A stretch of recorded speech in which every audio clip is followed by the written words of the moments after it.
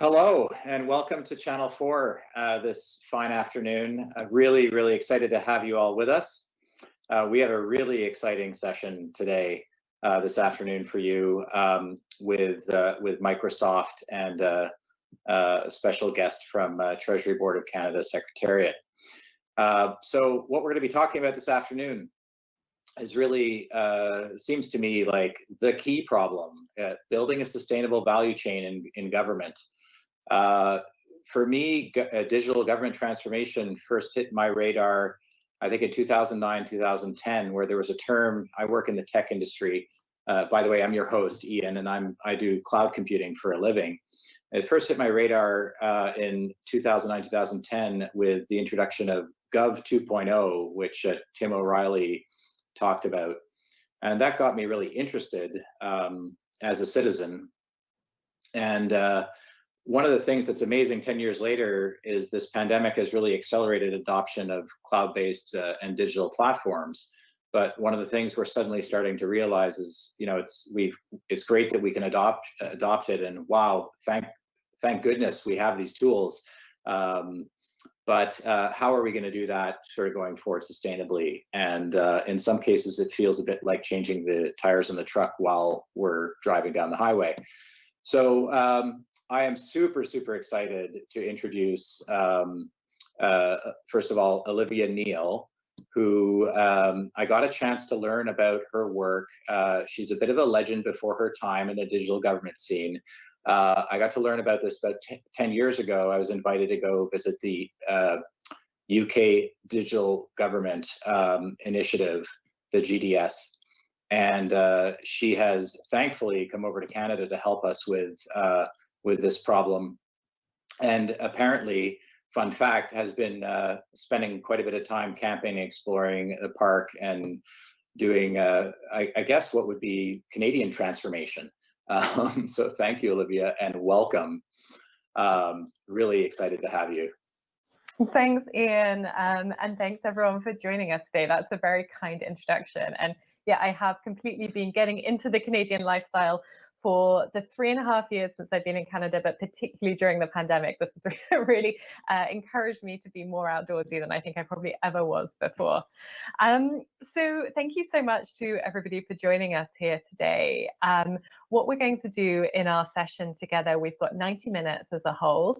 I'm going to be kicking off by talking a little bit about Microsoft's approach to sustainability and some of the goals that we've been setting for ourselves and how we're looking at achieving those.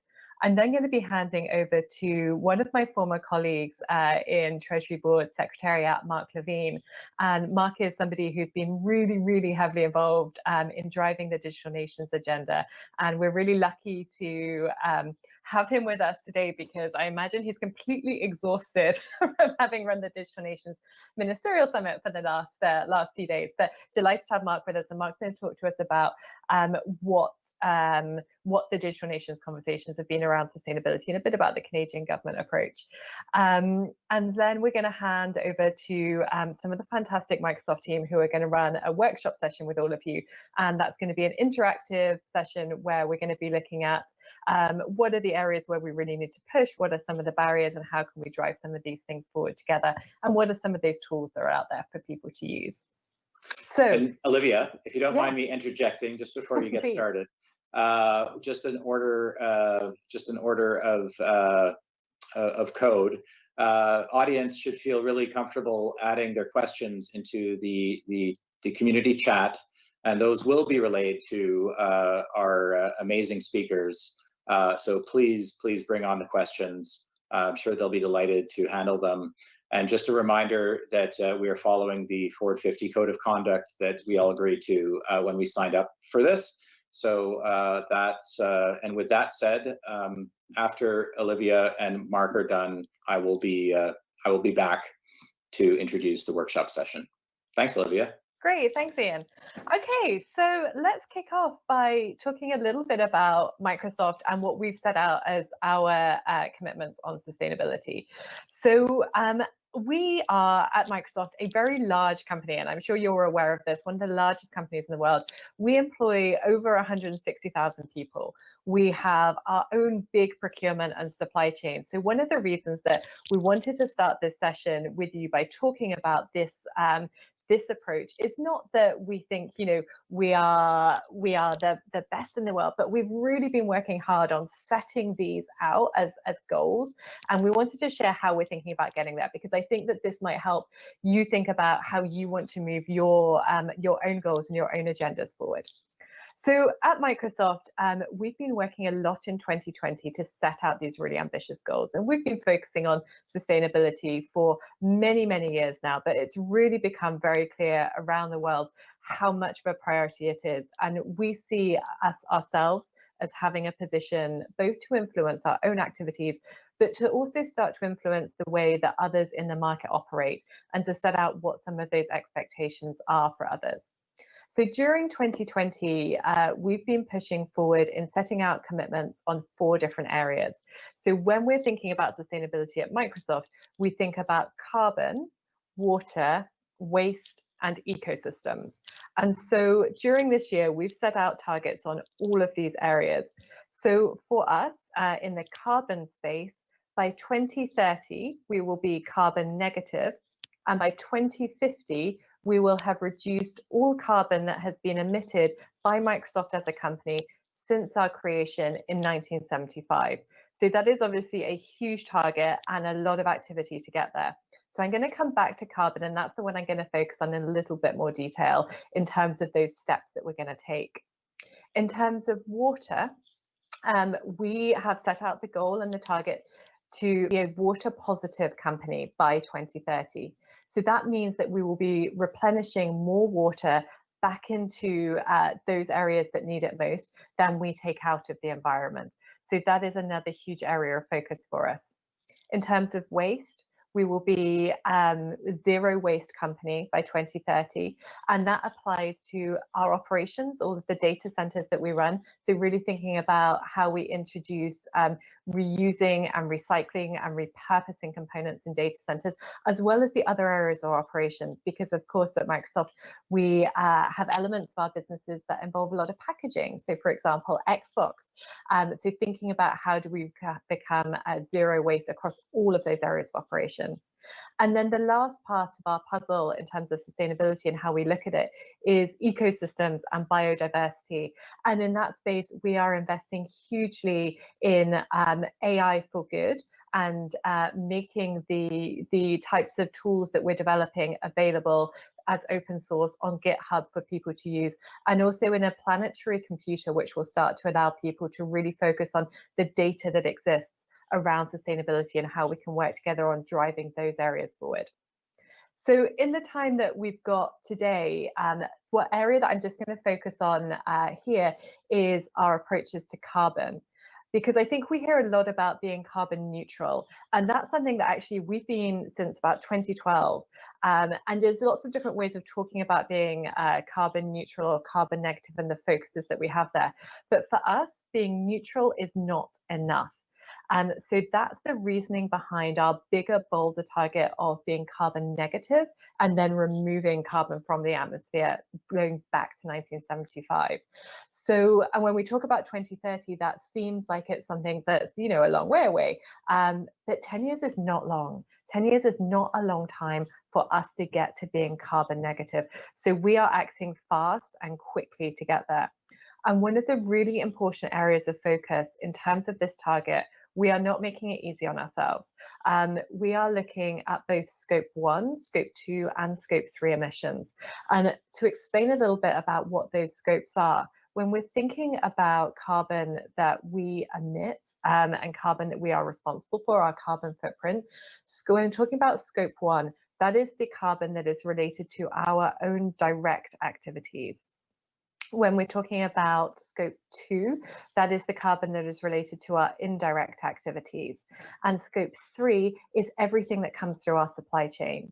So to make that more concrete for Microsoft, we would, in a normal year, maybe last year, be probably emitting around 16 million tons of carbon. And of that, About 100,000 is within scope 1 for us. So about 100,000 is our own direct emissions. Scope 2, those indirect emissions relating to things like electricity use, that's around 4 million metric tons.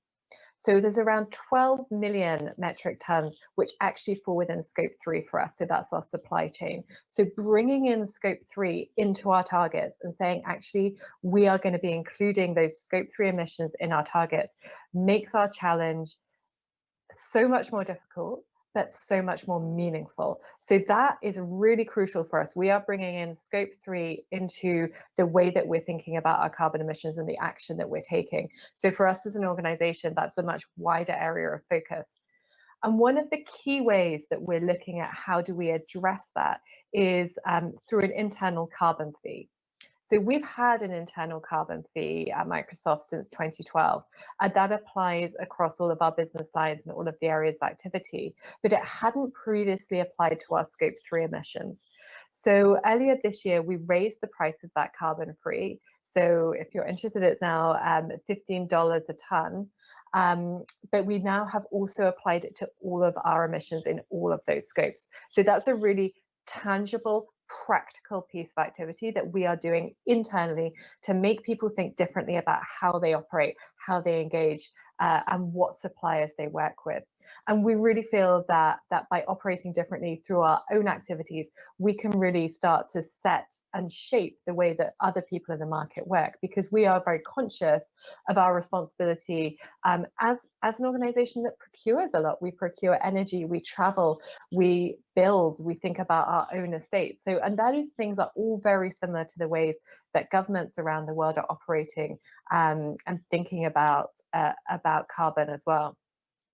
So, so to get to our target at 2030 to be carbon negative, we have our internal carbon fee, and that's really driving a lot of our activity.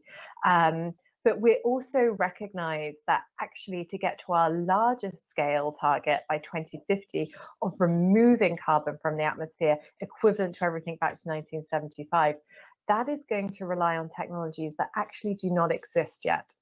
So we are setting a target, which we actually don't know how we're going to get all the way there. But to help us get there, we have committed to funding $1 billion into a carbon innovation fund. And that $1 billion is going to be accelerating the development of carbon reduction and removal technologies. And so that, in addition to what we're doing internally, is a really important investment for us. Of course, we're going to be working across our supply chain. Of course, we're going to be thinking about how we invest, how we procure, where we are using energy and those renewable energy sources, so that those form how we are managing and consuming our energy. And within our organization, the voice of employees is really important in this. So as I said, there's 160,000 people plus that work for Microsoft, a little bit less than the government of Canada, but similar to lots of governments around the world. So we're really, all of us as employees, as a Microsoft employee, are all being asked to be involved in this effort. And I think that's been really interesting, because what I found since I've been at Microsoft, and I've only been here 6 months, is that people are very mission driven. People are working for this company because they want to help others move forward, and there's people here who feel incredibly passionately about sustainability and our responsibility as a company to drive that forward. So bringing employees and really engaging everybody as part of this effort is a really crucial part of it. And then finally, we recognize the voice that we have as a very large company in the world. So we are proactively trying to engage people in these discussions outside of our own areas. So we work with governments, we look at working with the UN, at the OECD, other international forums, to really speak out and drive interest and activity on sustainability policies, both on climate, on ecosystems, and on waste and water. And it's an interesting thing to me, as somebody from government who is new into this private sector company, this very large policy department that we have internally in Microsoft, which sets these targets and then which drives this push on adoption. And that's one of the reasons why we were so excited when we had this workshop today to be able to pick a topic and choose what we wanted to form it around. We chose sustainability because we really feel like this is an area where we have to come together, whether you're people in government, whether you're in the private sector, whether you're in an international organization, to work out how to drive this agenda forward. So I am going to pause there, and I'm going to hand over to Mark Levene. I'm really excited to hear about what the Digital Nations have been working on. I was involved in the Digital Nations in the past, and I heard the minister's introductory remarks at Forward 50 a couple of days ago, and her real focus on sustainability. So Mark, over to you. Interested to know what you've been working on. Thanks very much, Olivia. My name is Mark Levene. I'm the lead for the Digital Government Partnership Team in the Office of the Chief Information Officer of the Government of Canada, and I'm Canada's lead to the Digital Nations. This has been quite a week for us in the Government of Canada and for the Digital Nations. We were proud to host the 7th Annual Ministerial Summit of this group, which also includes Denmark, Estonia, Israel, Mexico, New Zealand, and the United Kingdom and Uruguay. It was a lot of fun organizing a wholly virtual summit and a lot of work, but we think it turned out really well. I'd like to give you a bit of context and explain a bit how government works in regards to some environmental sustainability work. I want to show sort of how a few people can have some agency and move things along very quickly. I think the context will probably help a bit. This time last year, Olivia and I were on a series of planes making multiple hops on our way back from the Uruguay summit in Montevideo. As we were beginning to think about how we would prioritize Digital Nations Summit, Canada's the chair this year, I don't think any of us thought that sustainability would have such a central place in the agenda or in our conversations. I told this story yesterday at another session, but it all started rather innocently. The Uruguay Summit was within a week of our federal elections last year, and we got a brand new minister for digital government, the first standalone minister for digital government in the Government of Canada. Those of you who caught Joyce Murray's keynote yesterday will know how much environmental issues figure in her background and in her mentality. As good public servants, we started to try and get ahead of this. I had my team start digging around and seeing what other international peers were doing on linking environmental sustainability in digital government. And I started looking just for simple solutions. The first thing I tried was to find within the Government of Canada a way to offset plane trips with buying carbon offsets. And I really couldn't find a good way to do that. And I was frustrated a little, but that frustration quickly subsided when we started looking at, in fact, other government departments within the Government of Canada were doing a lot on environmental sustainability. And those of you who saw Nicole Bryan from Shared Services Canada heard a bit about this yesterday as well. And then we had the pandemic. So everybody went home and we started really paying attention to what other countries were doing in tying their economic recovery plan to environmental issues. And we saw the phrase green recovery over and over again among our Digital Nations peers. And Canada itself was doing that, which was reflected in our recent speech from the throne, where we have green recovery embedded in that as well. And we started to look at the facts. So at present, the ICT industry's carbon footprint contributes 1.4% of overall global emissions. And by 2025, some experts are predicting that this number will rise to 8%. That's on par with automobiles. So throughout the late spring, we started to do even more and more research.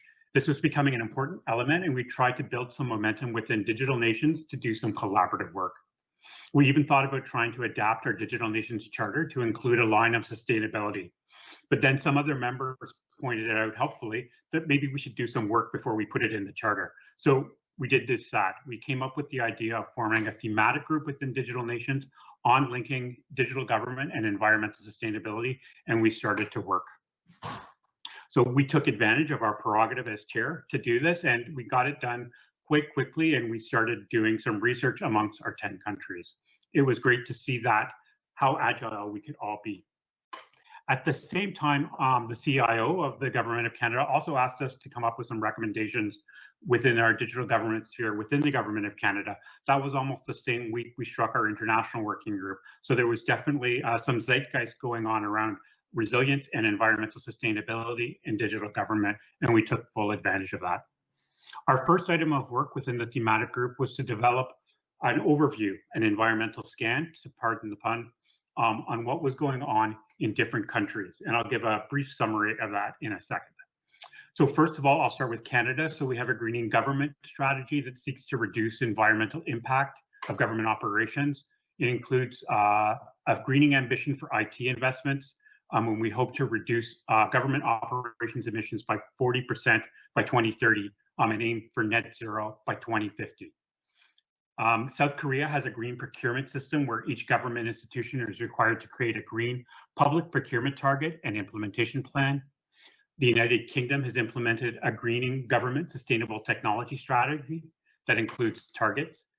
Denmark has an agency for government IT services that is advancing a strategy on sustainable data centers and will announce a new Danish national strategy for green procurement in the coming weeks.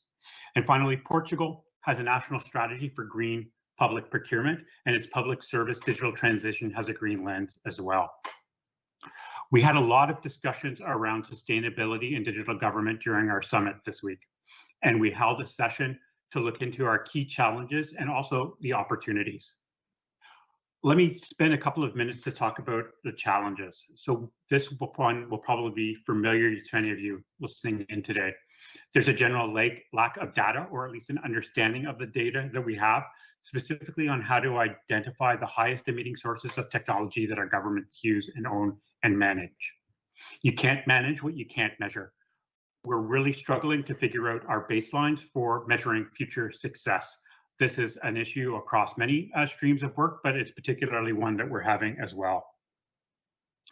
There's also distributed responsibilities and accountabilities across departments. Governments are complex beasts, and different departments and agencies have different authorities and responsibilities when it comes to environmental sustainability.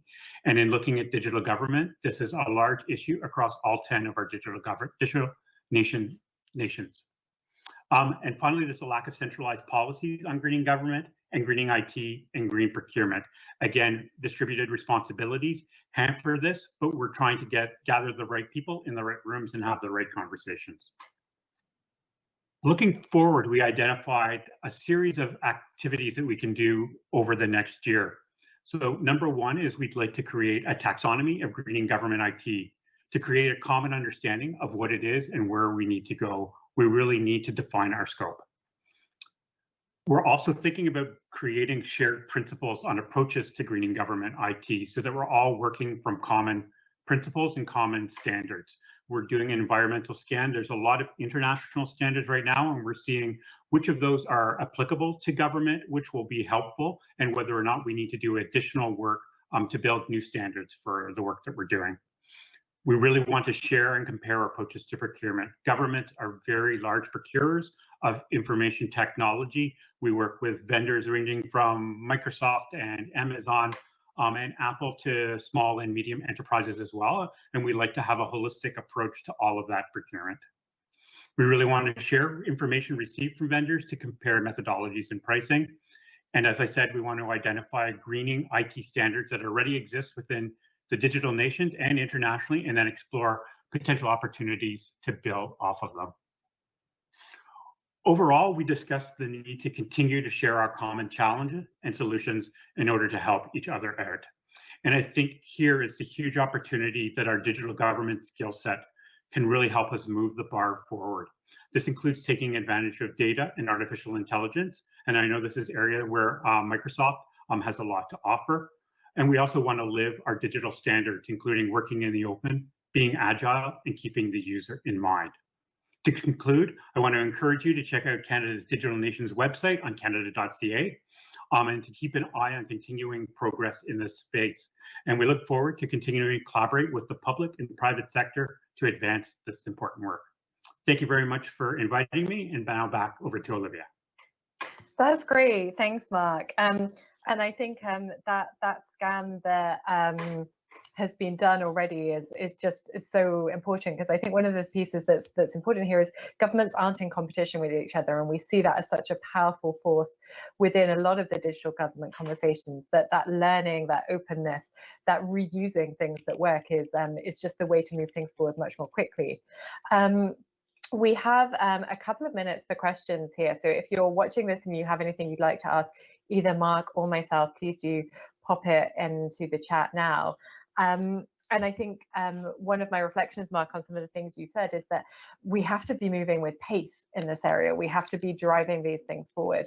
So the more that kind of common ecosystem can come together and share learnings, I think that will help us all move forward. Because I think from our perspective, we've got some great things we think are great approaches and great directions, but we don't by any means think that we have all of the answers to these questions. So we're really looking for where can we be pushing other people to move quickly, but also where can we be learning.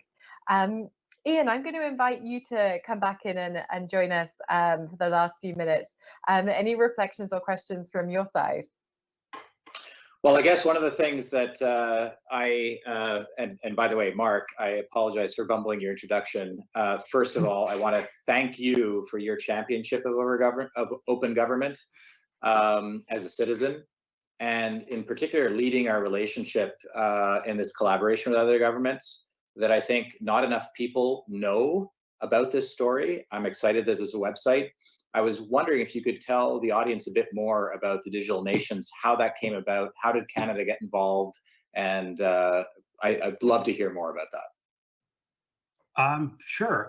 So the Digital Nations was started by 5 of the member countries. I think it was in 2014, although Olivia might correct me and say it was 2015.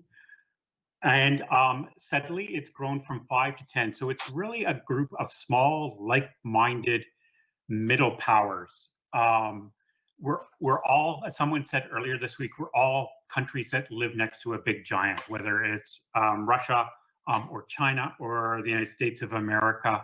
But we all have the goal of using really the power of technology to improve the way that we deliver products and services to our citizens and residents of our countries.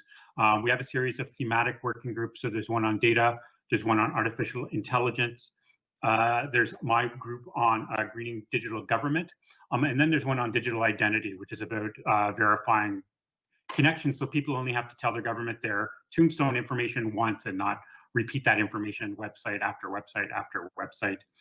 We usually have a couple of meetings a year, but we have lots of group chats. And I think that the secret sauce of the Digital Nations is the fact that I can just send a text to any of our 9 other member countries one day and have access to expertise within their governments within hours. It's a great group of people. We have really good connections with each other, and it's a fantastic way to get really good access to expertise and share knowledge across 10 countries around the world. Well, that's so exciting. I do remember in the early days of digital government in Canada, someone in government explaining to me that because I had at that point visited the GDS, and I was like, hey, are we talking with anybody over there? And I was told, Ian, you have to understand, Canada's complicated and different, and we have different government, and we have to figure this out on our own. And it's amazing to me how much over the decade that has shifted, and this collaboration is just really exciting. And through Forward 50 these last 3 years, I think we've seen a lot of those Digital Nations collaborators really come to Canada and share their learnings and meet many of us and educate us, and it's been such a fantastic experience. And Forward 50 and Forward 50 and the Digital Nations Summit always seem to overlap, and this year is the perfect confluence where we're actually using Forward 50 to our advantage. But for other summits, we've been in Montevideo or Israel or other countries and not being able to attend Forward 50. So it's great to combine the two this year for the first time. Yeah, it seems like almost a happy consequence of the timing and making the best of our situation with the pandemic that you were able to do that. That's phenomenal. It was planned. That's phenomenal. Thank you, Mark. That's really cool. So I know we're getting to the end of our first half hour, and we've got a really exciting, I believe, a little bit more interactive group workshop that's going to happen coming soon. And so I was thinking, if there aren't any other questions, we can switch gears and I can start introducing our next session. And it looks like I've got the green light to do so. So with that, I want to thank very much Olivia and Mark for a really fascinating session on government sustainability and on that Digital Nations collaboration. Thank you so much. And let's get to our workshop. Thanks, Ian. You're welcome. Great to meet you. And so our next session, next part of our session is going to really be about workshop. And this, I just can't wait to sit back and enjoy how this is going to go. Apparently, we're going to use a tool called Clacksoon. If that doesn't get your attention, I don't know what will. We've got a team of digital advisors from Microsoft who are going to lead us through this process, and I'm going to introduce them now. And I'm going to start with Pauline Martin, who is responsible for government and healthcare in Canada. I have a great respect in particular for not just the challenges of government, but healthcare in particular, as I've done a bit of work in that sector, and it's really humbling how challenging and how important the problems being solved there are. I want to share about Pauline is she's apparently been reading books every day in this pandemic, and my understanding is they're made of a technology called printing on ink and paper. So anyway, it sounds really cool. And then we're going to also have be joined by Christian Coda, who is a digital advisor for Microsoft and has apparently been learning Italian and Chinese. We also have Marc-André Morissette, who is also a digital advisor at Microsoft and has been getting really actively involved in education of his kids with art and animation. And I hear French poetry, and it sounds like you're really quite the Renaissance pandemicist. And finally, but the person who's going to kick this off with us is Dalila Haidar, who also a digital advisor, and what caught my attention has a background in microbiology, which I share a background in microbiology, and has been painting by numbers, which is something I remember vaguely from many decades ago, and sounds really cool. So thank you so much to all four of you for joining us, first of all, and really excited about this interactive session. And I will hand it over to Dalila to take us through what we're about to experience. Thank you, Ian. Good afternoon, everyone, and welcome to the Sustainability Workshop. As Ian presented me, I'm Dalila Haidar. I'm a digital advisor with Microsoft, and we'll be conducting this session today with three of my colleagues, Christian, Pauline, and Marc-André. Although we missed the human touch and all of us were potentially looking forward to seeing each other in person and not hold this conference virtually, but in one way or another, I think the pandemic has shown us that we can leverage technology to drive positive environmental impact, right? So we're here today to make the session an interactive one. So we will ask for your active participation via the chat window and via your smartphone. So let me start by kicking this off quickly with a poll question for you. Hopefully you can see my screen. And the question should also be in the chat window. So do you measure the impact that your department has in the environment today? And so quickly in the chat, I'd like you to just put number 1, 2, or 3. Number 1 is for yes, you measure impact today. 2 is no. And 3 is that sounds good, but I don't know where to start. So I'll give you a few minutes there to start putting the numbers in the chat, and my team will help us grabbing those numbers.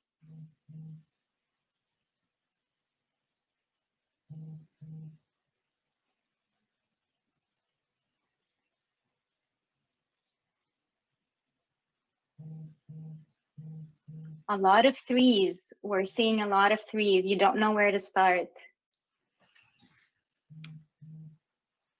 Okay, some people.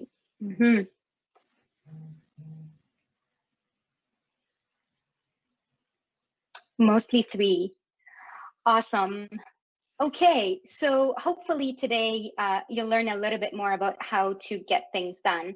So you just heard from my colleague Olivia Neal talk about Microsoft's commitment to sustainability. And this topic is very broad and top of mind for most of you, I presume. And since we only have almost an hour together, what we will do in this session is to start to lay the foundation on how to think about sustainability within your department. So to reiterate quickly, Microsoft's commitment to sustainability is across the 4 pillars, which are carbon, water, waste, and ecosystem.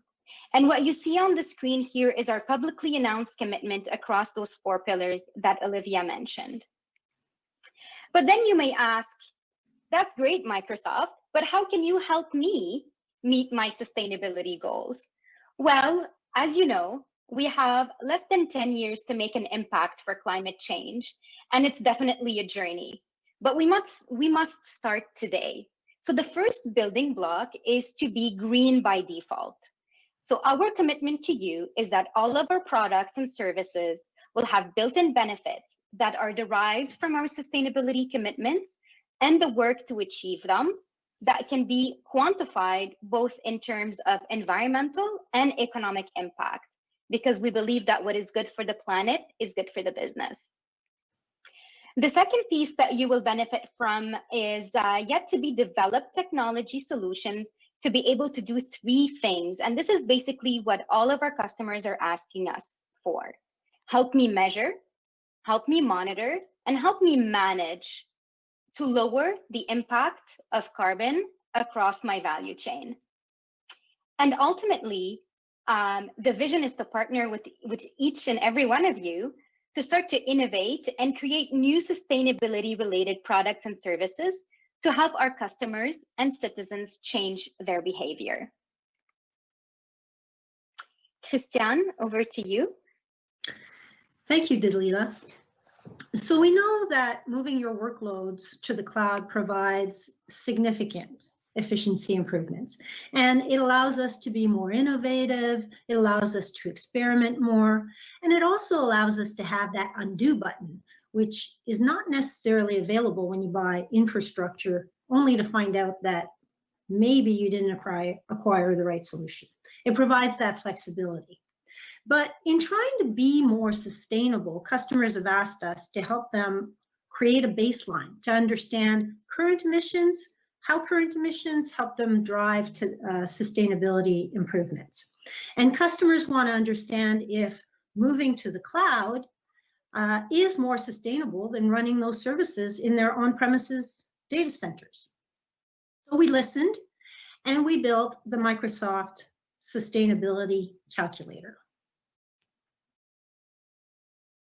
So this is a view of the calculator.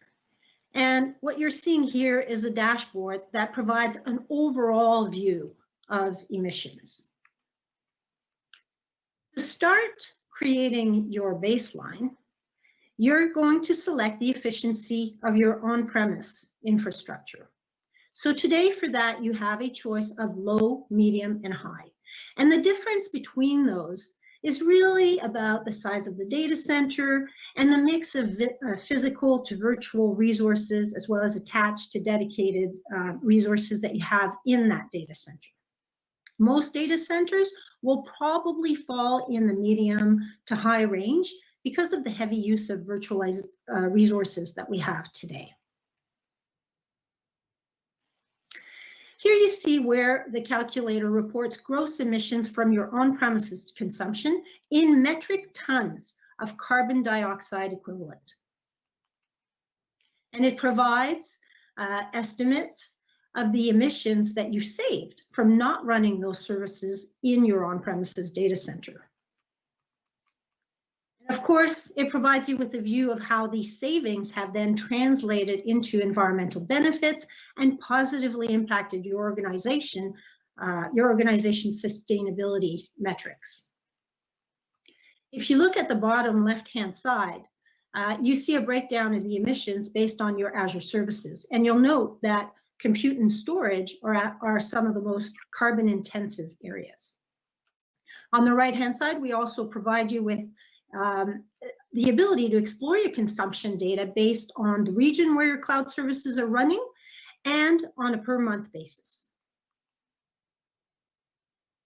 It's really important to note that when you buy these cloud services, Microsoft invests in renewable energy that is equivalent to the volume of energy required to run those services. So what that means is that the portion of money that you've paid is reinvested in renewable energy projects all around the world.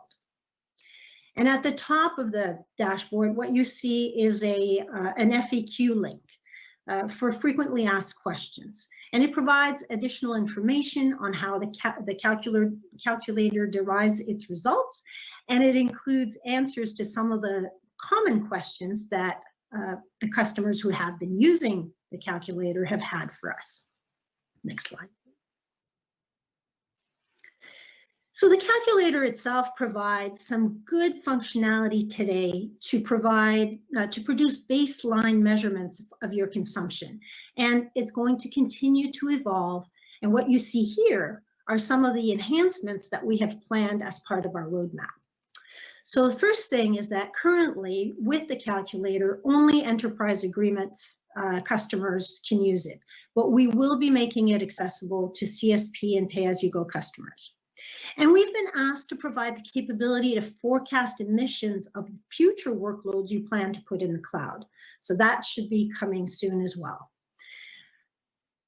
We've also been asked to extend the support for SaaS workloads because many customers are moving from on-prem Office products, for instance, to the cloud. Well, what's the impact on the environment for that? And then finally, we provide more granularity by allowing customers to calculate emissions based on specific Azure subscriptions. So migrating to IT services, migrating your IT services to the cloud, of course, can reduce your carbon footprint and your emissions by 72 to 98% when compared to running those on premises. And of course, your mileage will vary depending on where your data center is located and your access to renewable energies.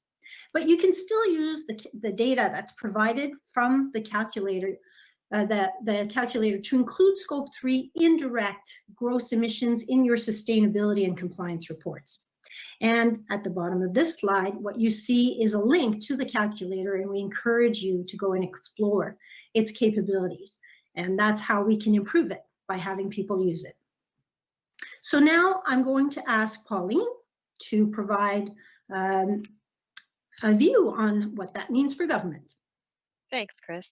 So this is certainly one piece of the puzzle, and I wanted just to talk through a few areas in the conversations we've been having with government organizations in Canada and globally about how this can then be extended to what governments are trying to do from a sustainability context. So first of all, looking at the sustainability calculator, looking at how Microsoft is reporting our own carbon footprint and how we're setting our own targets, it means we can measure. When we can measure something, we can report it transparently. Governments have targets, they have green goals, and they're published. In many cases, they're very far out. How do we publish gradually and report our results as we make changes in our programs? Concrete, quantifiable numbers. This sustainability calculator is one of those ways. And we can show progress from that baseline. Mark and Olivia both began with the start of what we measure, we can improve. Until we know how to measure it, we've got to start somewhere. So let's measure a baseline and move forward. The second point here is we can influence for greater impact through our supply chain and through our value chain. So supply chain, Mark spoke a little bit about a green procurement plan and a green procurement strategy. Microsoft has written sustainability goals into our code of conduct with our suppliers. We are supporting them as we equally ask them to report their carbon footprint. We extend our own carbon tax to include the footprint of our suppliers and the choices we're making. And we aim to help them improve on their baseline. On the value chain side, from a Microsoft perspective, we're talking about changes we're making to our products and how our citizens and how our customers use them. In a government context, we can look at something as large as COVID coming through and having us move our citizen services online. We can measure the sustainability impact of that, of a citizen not having to get in a car and drive to a Service Canada office, for example. Can we measure that? Can we report that? And if you look at work from home, governments now, having been forced to work from home, we expect it's going to go back to a hybrid as the new normal. Look at the travel that can be saved. How do we measure that? How do we measure the impact of using collaborative digital tools such as Microsoft Teams? We can innovate with our wealth of data. So a customer, organization such as Natural Resources Canada has so much natural resource, earth sciences data that we can work from in collaboration with industry, government, education, small, medium business to help solve some of these problems and solve some of these big challenges. And we can motivate our citizens and businesses we work with, jurisdictions, and our global partners simply by taking action and offering up opportunities to work together on some really challenging and very important problems.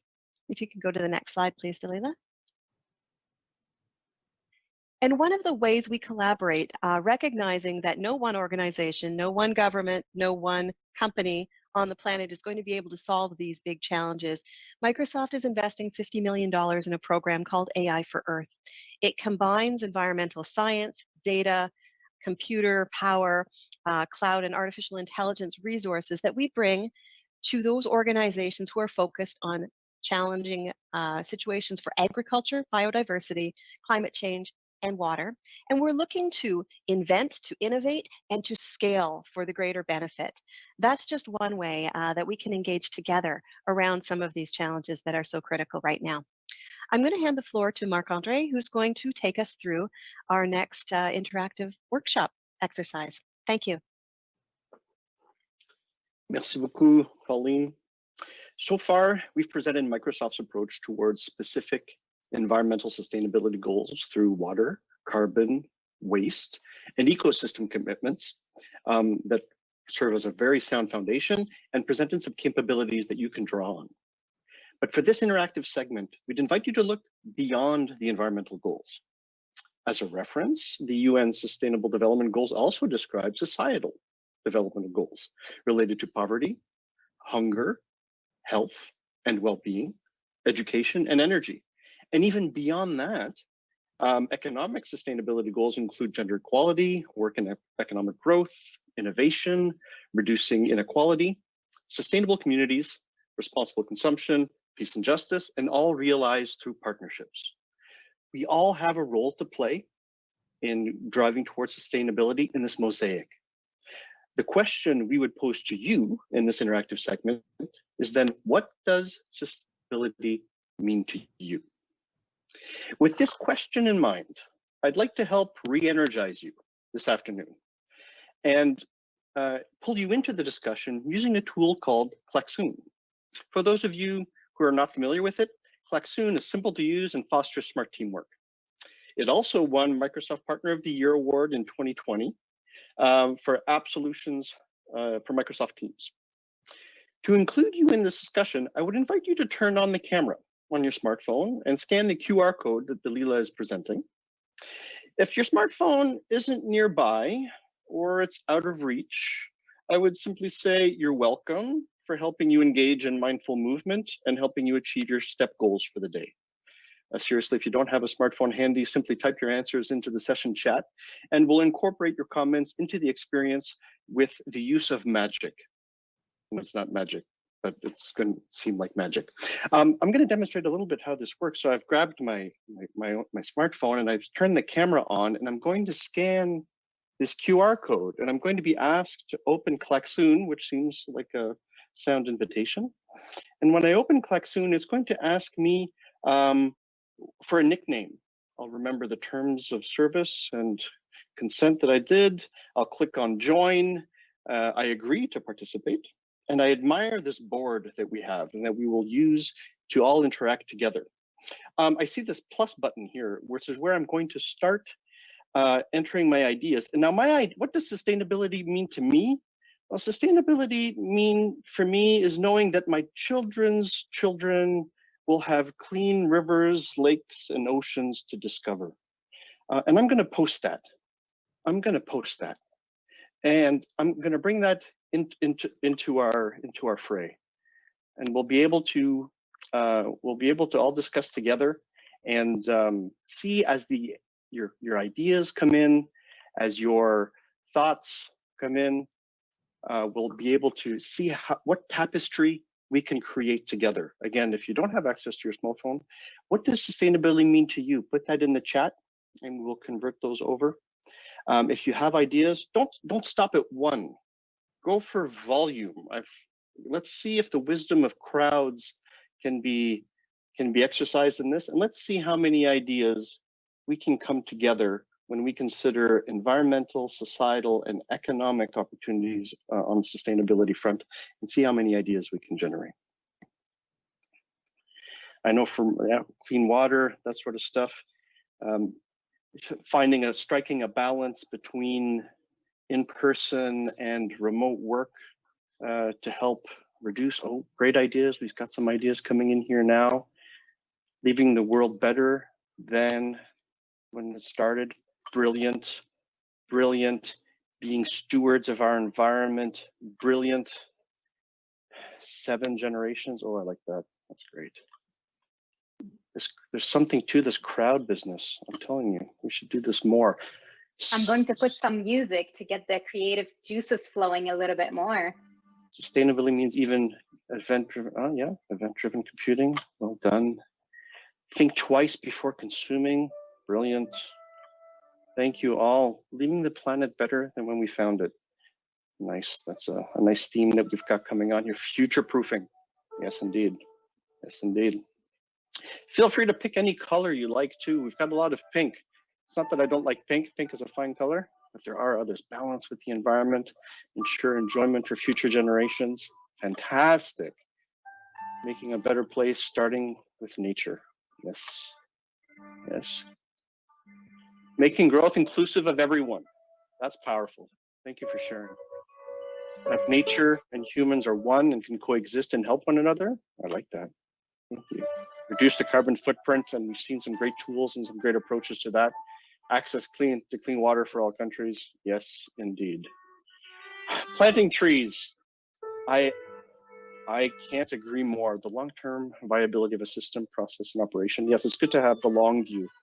Begin with the end in mind.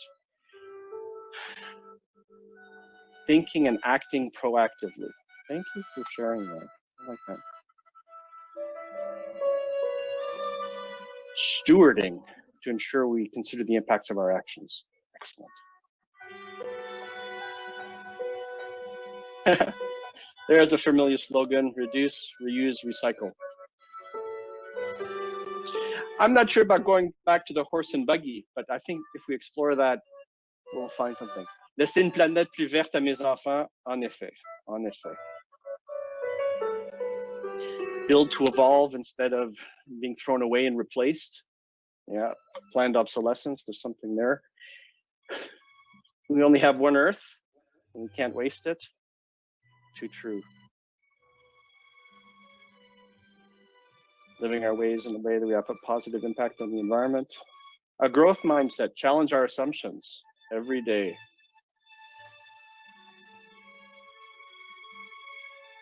Working to incorporate the progress of today with the innovation of tomorrow. Fantastic. Upcycling. I want to know more about upcycling. Think about the 360 consequences.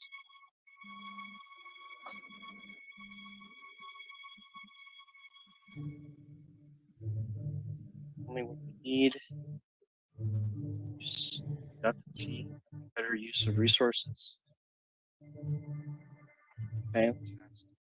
I think we'll let this go for another minute before we move into our next segment. Poverty through agriculture. Excellent.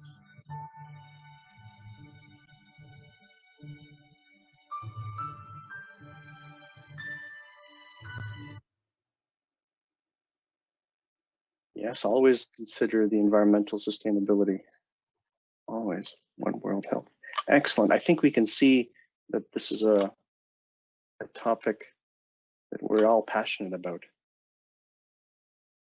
Slowing down change underlying growth model and capitalism. Yes, and I think we've seen responsible capitalism themes come. Taking responsibility and not externalizing costs. Well done. Well done.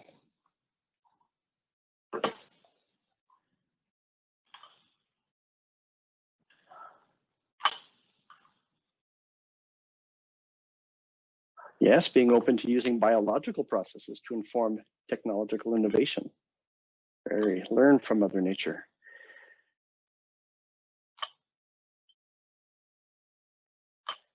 Perfect. Well, I'd like to thank you all for engaging in this and participating. I think we have a testament to the wisdom of crowds here. With that, I would like to hand things back to Dalila for our next interactive segment. Awesome. Okay, so thank you, Marc-André. We talked about what does sustainability mean to you. When we think about your department, when we think about the public sector, there are across the 4 areas where Microsoft is very active, which is carbon, water, waste, and ecosystem. What you see on the screen is some of the key outcomes. I know in the interest of time today, we won't have time to ideate through the 4 of them. So we will pick the top 2 that we think are the most relevant for you, which are carbon or energy and water. So to start things off, again, I'm going to redirect you to the Clacksoon board with another barcode and think about some of the key outcomes what relates to carbon. So key outcomes relating to carbon, some of the public sector customers are telling us, for us, it's important to reduce the total and per capita energy consumption, reduce the greenhouse gas emissions across all 3 scopes, and increase the contribution to green power. But maybe there's other things that are interesting and important for you. So here's another barcode to scan with your phone to get into our next board. And I will navigate through this quickly. And you're gonna be presented with another type of board. So I'll give you a few seconds to connect.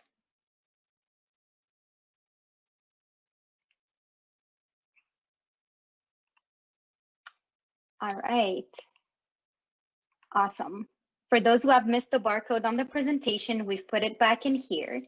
What we will do is we will use typical design thinking methodology, which is called the rose, thorn, and bud.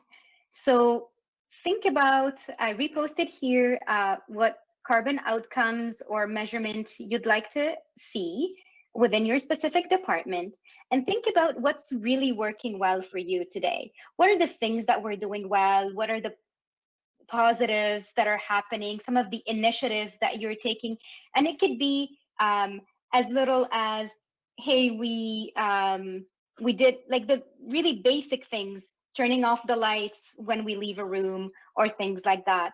Some of the weaknesses, what are the biggest challenges that you face today when you want to think about sustainability related to the carbon pillar? And then I'll invite you to change the color of the sticky note to green to ideate a little bit about the buds. And the buds are really the potentials and the opportunities that you see and where you would need help in the future. So we have about 10 minutes. So again, pink sticky notes are the positives. The blue ones are some of the challenges or the weaknesses, and the greens are some of the opportunities that you see. We may need to make the board a little bit bigger because I've seen a lot of ideas coming through in the first session. So I'm hoping to see some of these ideas coming through. And some of the ideas, I'm going to ask some of the participants that are posting them to provide a little bit more details through perhaps another sticky note. So I see here lack of a baseline. Can someone, perhaps the person that posted the sticky note, help me understand what is the baseline that you feel that is the most challenging here?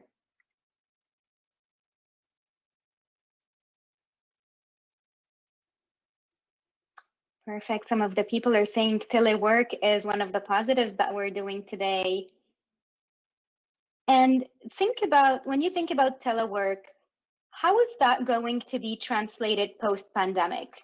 Because one day or another, hopefully, this pandemic will be over and people are going to start to think about how we go back to work and really work in the office. Is it a hybrid model? What are some of the opportunities that you think about when we think about the telework?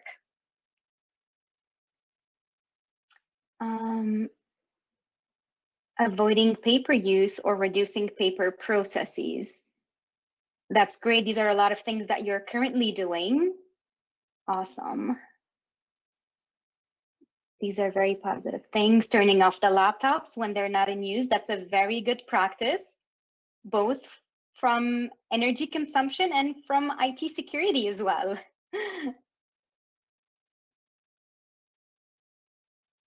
Okay.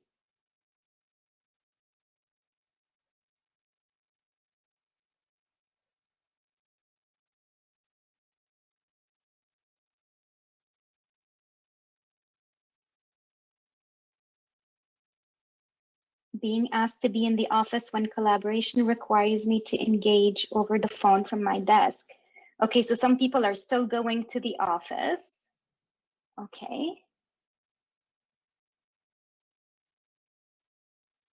So what are the lack of data and some of the negatives? Can you tell me about potential ways that we could help you fix that issue? Where is the lack of data that you see today in your department? Oh, I'm starting to see ideas flowing here.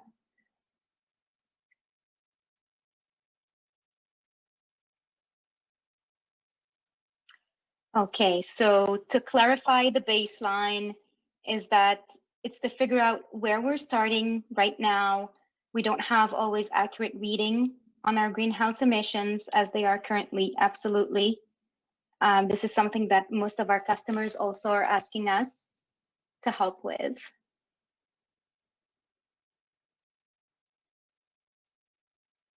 Some departments are don't have digital processes. Okay.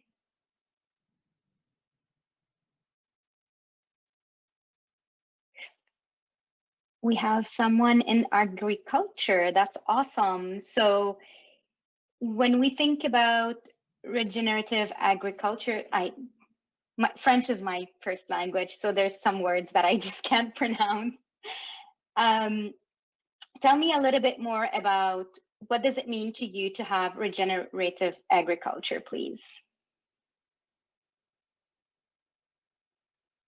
Okay. So starting to have the data to understand where we can have an impact.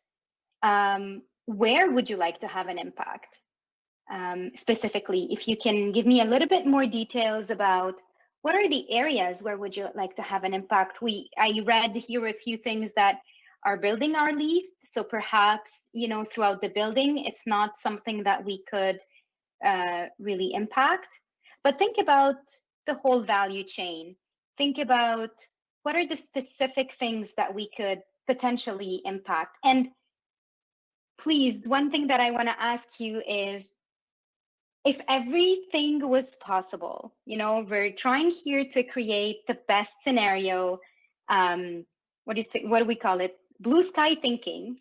If money, resources, and no obstacles there, I know we're putting a lot of blue sticky notes. I want to see more in the green.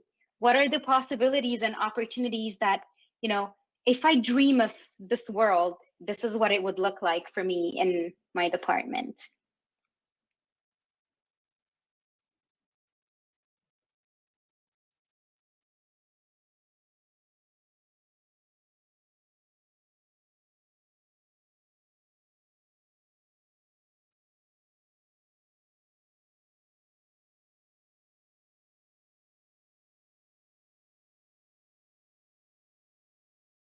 Partner with experts who have the technology. Okay. City-based horizontal farming. Awesome. There's a lot of great ideas in here.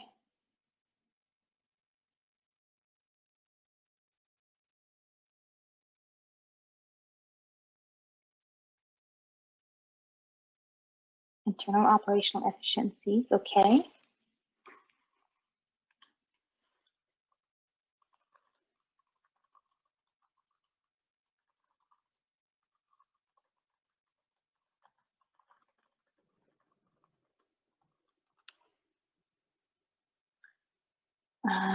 Looking through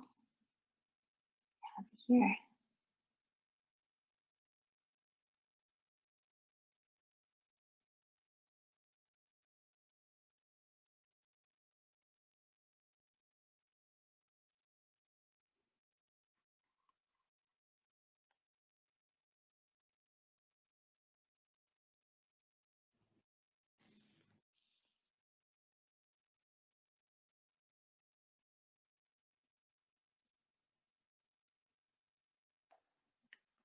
Wow, we're getting a lot of things coming through. I like the require companies to have Paris 2050 targets. That really talks about, ensuring that your suppliers and their suppliers are also moving in the right direction, same direction as you are. Perfect.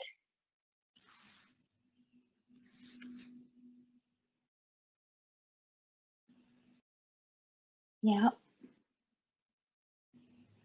Great.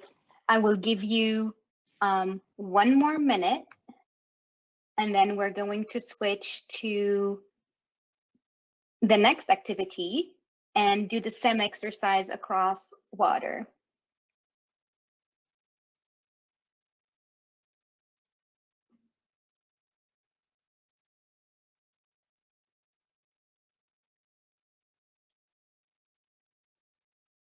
Any final thoughts that we have? Okay, so we're going to switch to the next board. And we're going to talk about an ideate around water. So I will display the barcode again in here.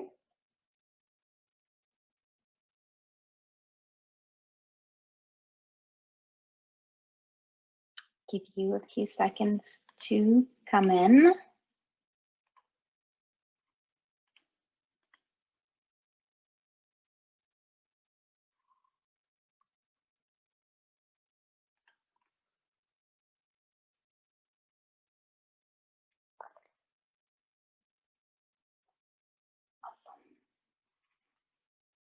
Okay, again, when it comes to water, a lot of the same as carbon, which is how we can reduce water consumption, increase water recycling, and reduce some of the leakage and waste and storage and transmission of water. Maybe this applies to your department, maybe it doesn't, but it certainly applies to all of us as citizens as well. So think about some of the outcomes that are detailed down here in terms of water distribution and analysis, sanitary and combined sewer management, flood risk assessment and mitigations, and environmental monitoring. What are the things that are going really well today in your departments, and what are the other things that could have some improvement? And what are the challenges? What really drives you crazy? I want to hear about and read about all of this in this session. Reducing paper processes. Yes, definitely. Don't kill trees. Don't use water to make paper.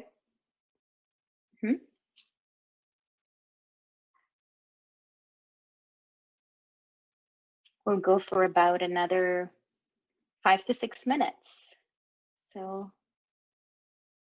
I see there's 20 people on the board already. Awesome.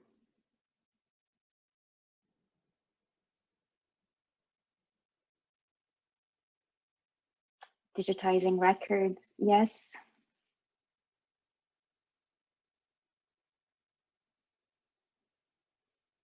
Yep, the automation in public washrooms. That's a challenge. So think about some of the opportunities there. I really like the opportunity around the rainwater collection. Yes.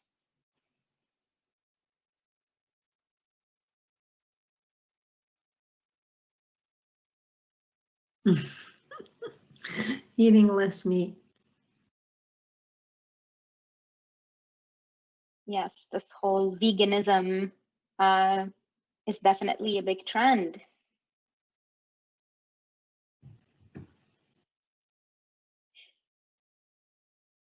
So is there potentially an opportunity to, with the use of technology, to start to monitor some of the water waste that we have in the buildings?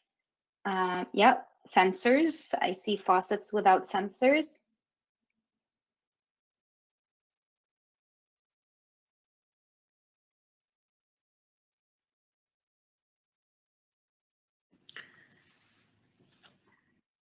Yes, water.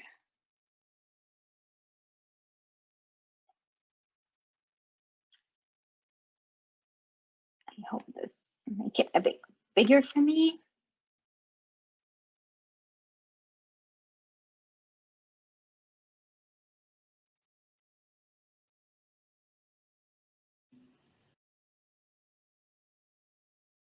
Oh, I love the one around food distribution. Yes, the use of AI.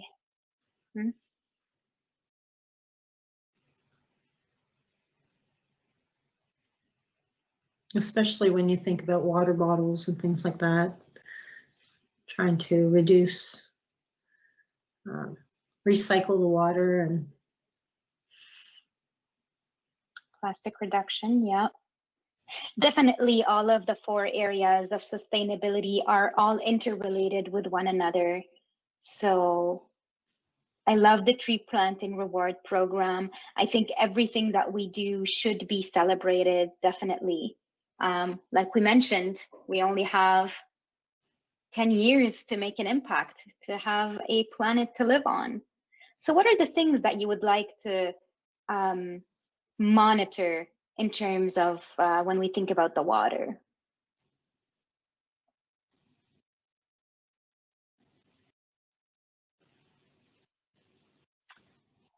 Yes, so the pesticide season is really something big. Then a lot of people are opting for more of the organic way of consuming, definitely.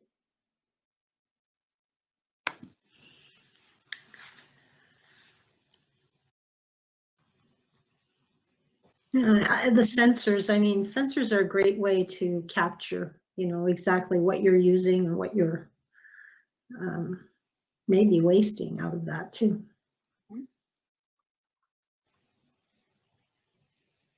Having the data as the first way is Absolutely. having that data is the method to start measuring these baselines, right? So Yes. sensors are a great way to do that. I love the sensors faucet installed in sinks in the workplace. It allows you to know how much water is wasted, or even in the drinkable water. You know how, like you see today in airports, how many liters of water do people, more and more people are walking around with fillable bottles of water, right? Mm-hmm. Well, there are university institutions that have banned water bottles altogether, and they only provide water dispensers. Is that? I'm French too, so sometimes the words don't come to me. Yeah.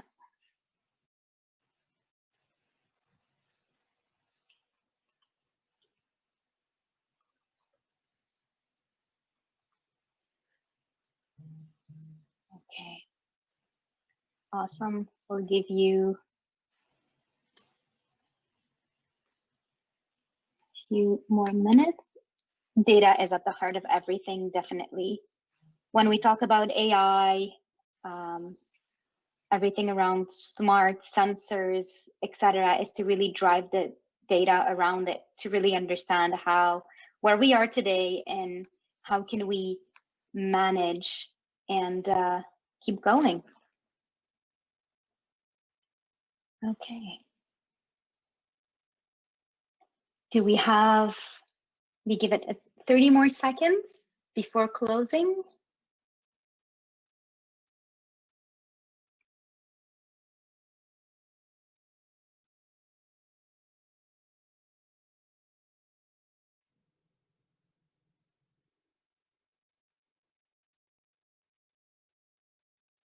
Okay, no more ideas.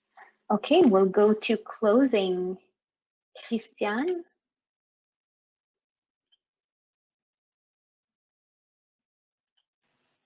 I'm sorry, I'm right here. So, so today we gave you a preview of how we begin the envisioning process to solve these real world problems. And it really starts with generating ideas from diverse areas. Once we've identified the positive aspects, the challenges or thorns, and the opportunities, the buds, we gain a better understanding of the scope of the problem that we're trying to solve. And when we group these elements together and prioritize them and then pick the ones that we really want to develop further to design and build solutions to solve sustainability problems, we're getting closer to our goal. Now, we were able to start ideation around carbon and water today, but we can do the same thing for waste, for ecosystems, and Microsoft itself and its partners are happy to help you along that journey in achieving sustainability by leveraging design thinking and finding creative ways to solve these issues with technologies. So we hope you enjoyed our session, and if you would like to learn more, we have included our contact information on the slide here, and we look forward to joining you on your sustainability journey. So Ian, back to you.